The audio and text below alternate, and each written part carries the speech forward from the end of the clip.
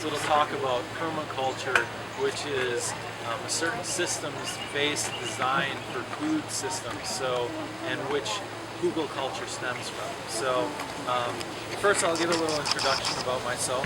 Once again, my name is Carlson. I live in Madison. My day job is I work for an energy efficiency consulting firm. So we work with companies on reducing their energy consumption and helping them save money. My background, when I was in high school, I worked for 4 years in an organic garden and also an organic strawberry farm, where we did lots of sustainable practices with our food growing. After high school, I attended college at UW-Stevens Point, where I earned a bachelor's in environmental philosophy. From there, I moved down to Madison and started working for a company who worked with energy efficiency. If any of y'all are familiar with the Focus on Energy program, I worked on that program at the first company. I'm now with the new company, but I'm still working on the Focus on Energy program. So that's my basic background. I also, last fall, I earned a graduate certificate in sustainability leadership from College in Madison, where I learned lots about working with people and pulling the great ideas that you all have and pooling them together and figuring out solutions to help us create a more sustainable world. So with that basic introduction, so Hugelkultur, what is Hugelkultur, right? So it's a style of raised bed gardening. How it's different from your standard raised bed is what you have at the center of your raised bed is you have wood, right? So you have a big woody mass with logs, with branches, with leaf debris, and what that provides for us, what's over a regular style of raised bed, is it's going to provide slow release nutrients from the wood to the plants that we have planted on top, right? And also, it's also going to provide a water trap. So when it rains, that water is going to soak through the soil, and that decomposing wood that's in the center of that raised bed is going to absorb that water. And what that's going to allow our plants to do that we're planting in the soil on top of that raised bed is those roots are going to grow down to that wood as it's decomposing, as it's soaking up nutrients, as it's releasing, as it's soaking up water, as it's releasing nutrients, and it's going to access that source. So what we have is a raised bed with a wood floor center. So I'm going to go into a little bit of permaculture, brief understanding of permaculture. I'm not going to try and sum it all up because it's a very complex and very in-depth and complicated idea behind how to create sustainable food systems. But what I'll do is I'll just kind of give you a brief understanding of what it is. And I found this quote that I feel is a very, it's a quick paragraph summation of what permaculture is, right? So very briefly, permaculture aims to create food systems that are ecologically sound and are economically viable, and these systems provide their own needs. And these systems are not polluting or exploiting the land. It's becoming one with nature. They're not polluting any of the natural systems that we're building them in. And then therefore what this means is that they're going to be sustainable in the long run, right? So it's not a short amount of time. We're creating systems that are going to last for a really long time, that are going to provide needs for us, going to provide needs for our children and our children's children, right? It's this whole idea of creating something that's going to provide for future generations. There are many principles in permaculture, but I'm going to pull out three, and because I have a little bit of limited time, I'll just go over three of the basic principles of permaculture with you. The first principle is observing and interacting. So before we start creating any raised beds, before we start creating any gardens and whatnot, we want to look at where we're going to be building these things. We want to look at where the nutrients and the systems and the water is flowing, right? So we want to observe and interact with these landscapes before we start building Hugelkultur beds, before we start planting trees, because this observing allows us to understand where the sun is, So that's going to allow us to plant certain plants that like sun a little bit more, and we'll see where the shaded areas are so we can learn where to put plants that don't like as much sun, right? So also this observing and interacting is where Hugelkultur stems from, right? So if you've ever walked out into a forest, and if you were to take a walk through this forest, right? As you're walking around, you'll see places where there are trees that have died and have fallen over. And if you look around those areas, those are some of the most productive places in the woods, right? So there's going to be a large amount of different plants growing there, and they're going to be doing really well. And this is what Hugelkultur stemmed from, right? So it's stemming from us observing and walking through the woods and seeing where these downed trees are laying, and saying, wow, these plants are doing really good there. Why are they doing really good? Why is this? Why are we seeing lots of diverse plants there, right? So this is the observing and interacting is where the idea of Hugelkultur stems from. So observe and interact. That's the first permaculture principle that we're talking about. The second permaculture principle is to catch and store energy, right? So what we want to do with our food systems is we want to catch and store energy, whether that is the sun, whether we want to catch and store energy by placing rocks in certain areas, right? So those rocks are going to absorb and keep in that sun, and that's going to allow us to plant things around those rocks that are going to extend the growing season. So those rocks are storing that sun energy and slowly releasing that warmth and that heat out to the plants that are moving around. Whether that's catching and storing water, right? So Hugelkultur is a perfect example of that. We're taking the raised bed and we have this big woody mass in the center that is catching and storing that water, whether that's from the rain that we're getting in the summertime, or one of the amazing, most beneficial things is up in the northern climates is we have all this snow, right? So in the winter we have this heavy snowfall, or maybe not, like this year it hasn't been so heavy, but so we have this snow that's being packed on top of these Hugelkultur beds, and in the springtime that snow is melting and that moisture is being soaked down into the soil and is going down to that woody center that's soaking up that water, right? So we're catching and storing that water. Another thing that we're catching and storing is nutrients, right?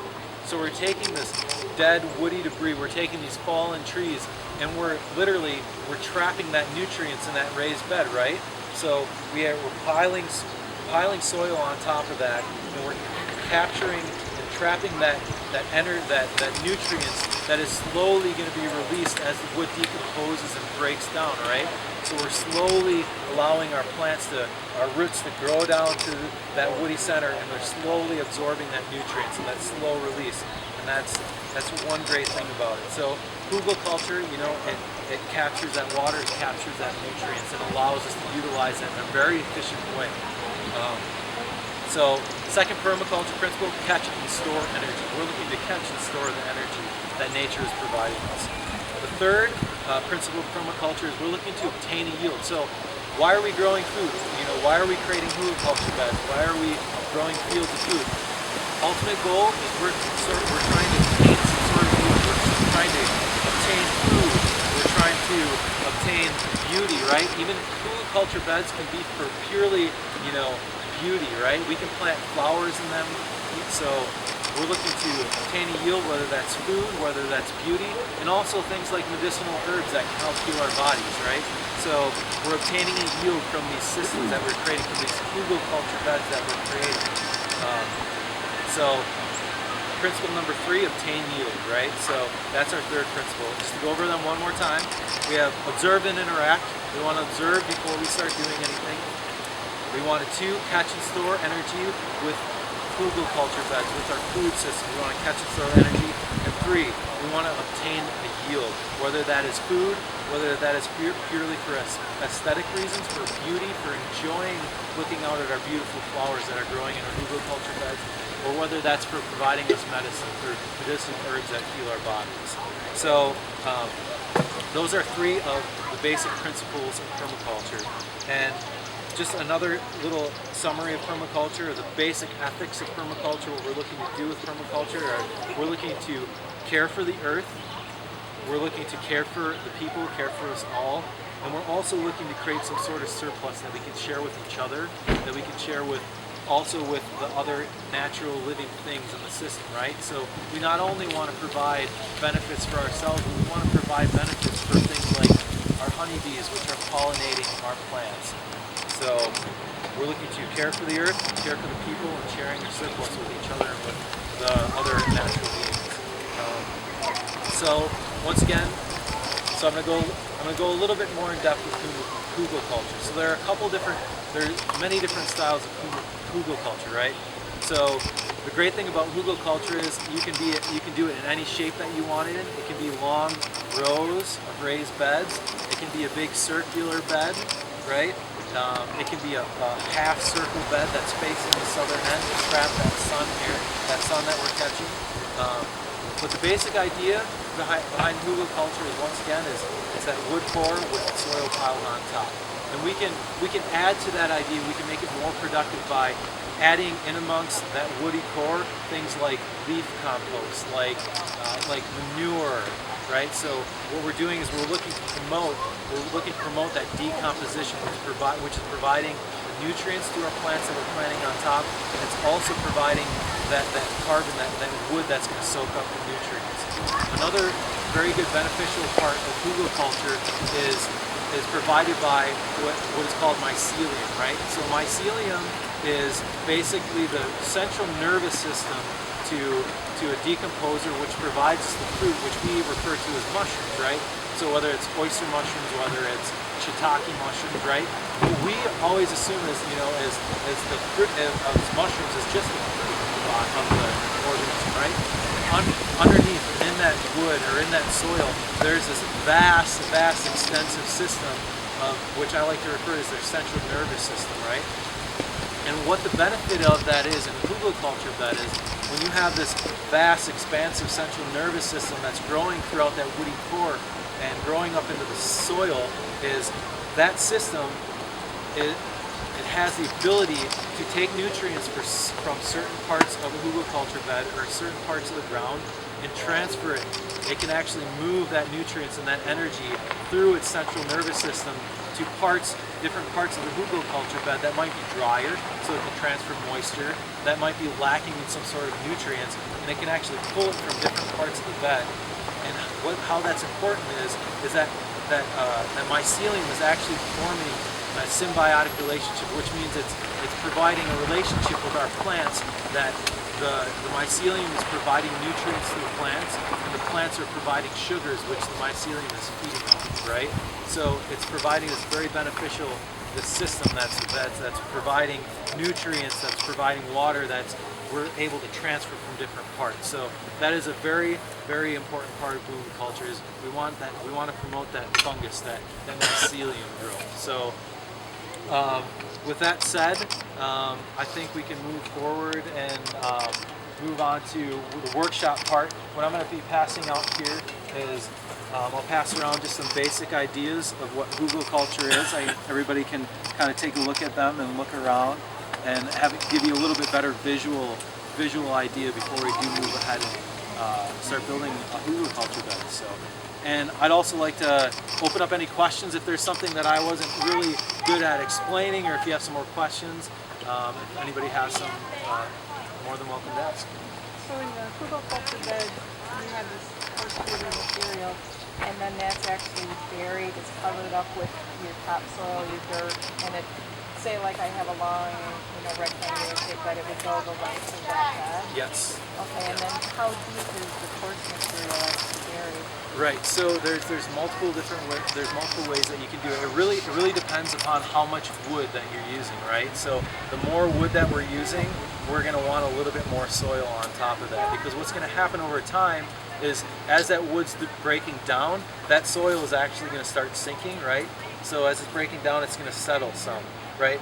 But for a basic usage, we want about a foot of soil on top of that woody mass, that debris, right? So we want a little bit of a barrier that the plants can grow in, but their roots can still reach down to that woody mass, that debris. So. And then is there a particular type of wood? Would you want to use hardwood versus softwood? I'm very glad you asked that, because I forgot to mention that. But yes, there are some. I have a little bit of do's and don'ts in terms of the wood for what you want to use for hugelkultur, right? So I'll first go over the kinds of woods that you don't want to use in hugelkultur, right? So we don't want to use cedar, right? So cedar it breaks down very slowly. It also has allelopathic properties that actually can harm our plants and inhibit growth, right? So we don't want to use cedar. Cedar is not a wood that you want to use. We also don't want to use any type of locust, because like cedar, it lasts a really long time, which makes it great for things like fence posts, right? It's great to, if you want to make a quick fence post, right? You basically dig a hole, stick a piece of black locust in, it's going to last for a really long time. So we don't want to use black locust either.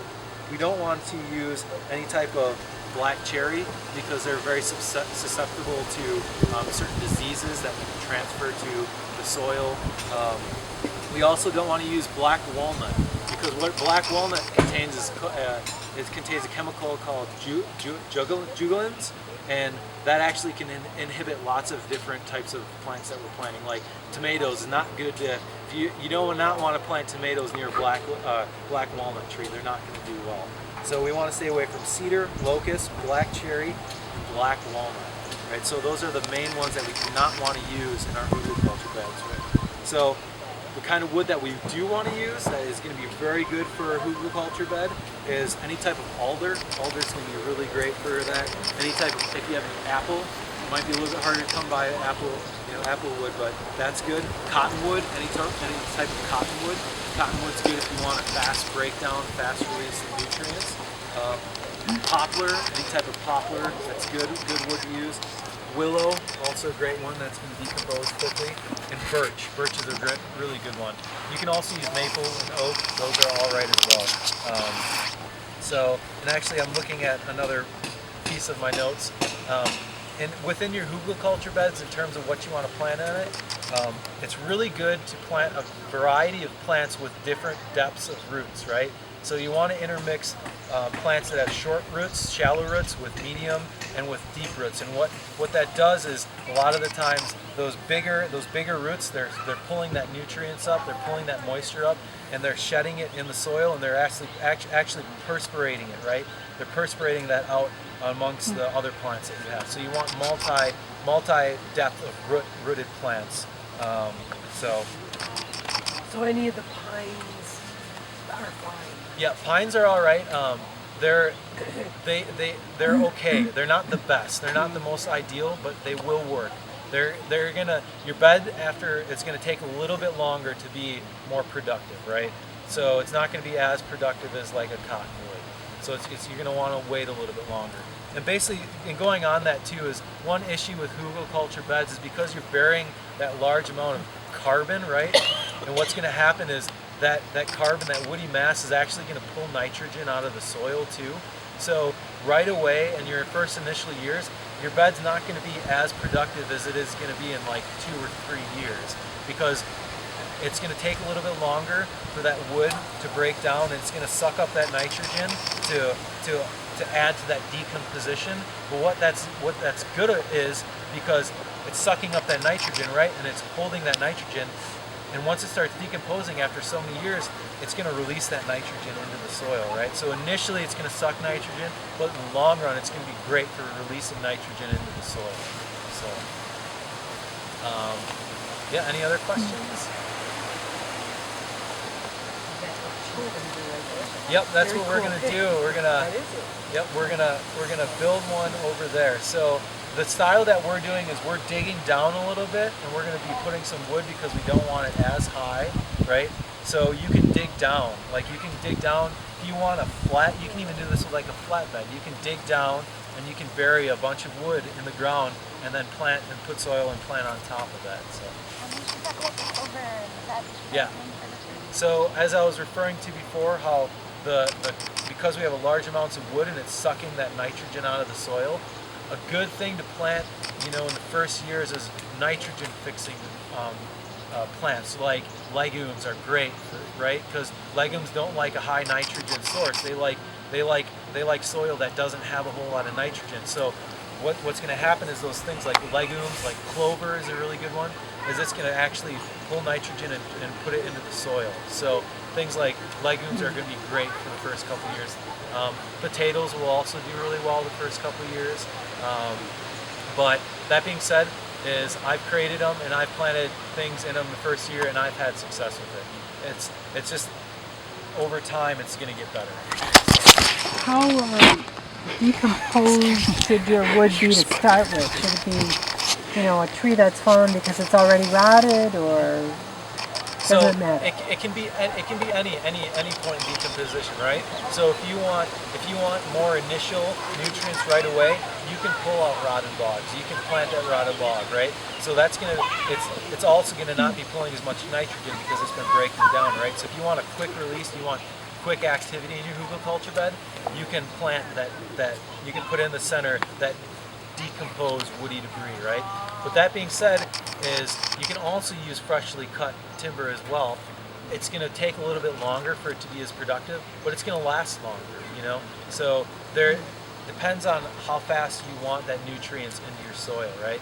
Another really cool thing that you can do with freshly cut wood is you can actually take mushroom spores, right? And you can put the mushroom spores into the wood, right? So you can choose which type of mushrooms you want and what type of mycelium you want in your hugelkultur bed, right?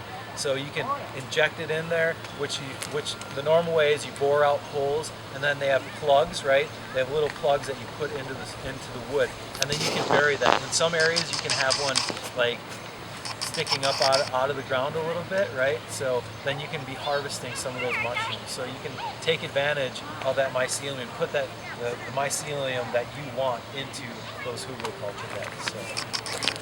Is it suitable for all types of plants, like even say raspberry? Yep. Absolutely.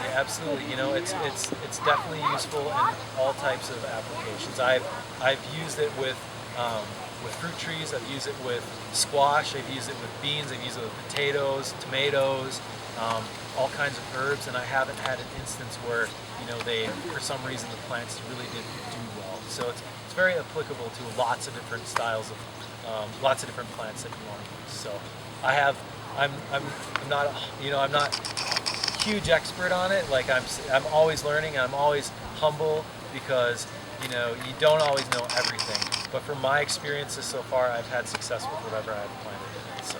Well, I like the long-term thing. Then if you do things like, asparagus is another one. That's a long-term bet. Absolutely. Nice to know. Yeah, absolutely. And I have heard of people doing asparagus in them as well. Usually, when the ones that people are doing asparagus, they usually do more of like the trench, right? So when they're not doing the raised bed, they're doing the trench, right? So, but yeah, absolutely. But anything else? Any other questions at all? Anybody?